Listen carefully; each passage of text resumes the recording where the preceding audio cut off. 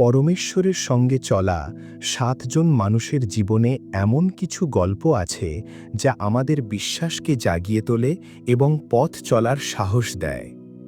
নোহ আমাদের শেখায়, শেষ পর্যন্ত বিশ্বস্ত থাকো, যদিও পুরো পৃথিবী তোমার উপর সন্দেহ করে। মুসা আমাদের মনে করিয়ে দেয়, যখন কোনো পথ দেখা যায় না, তখনও পরমেশ্বর তোমার জন্যে পথ তৈরি করতে পারেন।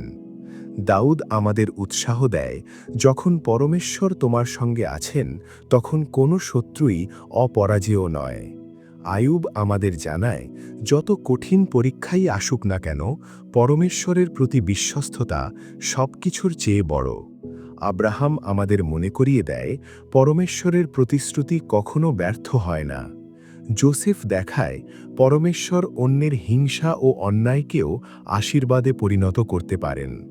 পিতর আমাদের স্মরণ করিয়ে দেয়, আমরা পড়ে গেলেও পরমেশ্বরের অনুগ্রহ আমাদের আবার দাঁড় করাতে পারে। তাদের জীবন আমাদের একটি বড় সত্য শেখায়, পরিস্থিতি নয়, পরমেশ্বরের উপস্থিতিই আমাদের শক্তি। সন্দেহ নয়, বিশ্বাসী আমাদের সামনে এগিয়ে নিয়ে যায়। ভয় নয়, আস্থা আমাদের অন্ধকারের মধ্যেও আলো দেখায়। যদি পরমেশ্বর তোমার জীবনের আলো হন, তবে কোনো অন্ধকারই তোমাকে পরাজিত করতে পারবে না। তার সঙ্গে চললে পথ কঠিন হতে পারে, কিন্তু তুমি কখনো একা হবে না।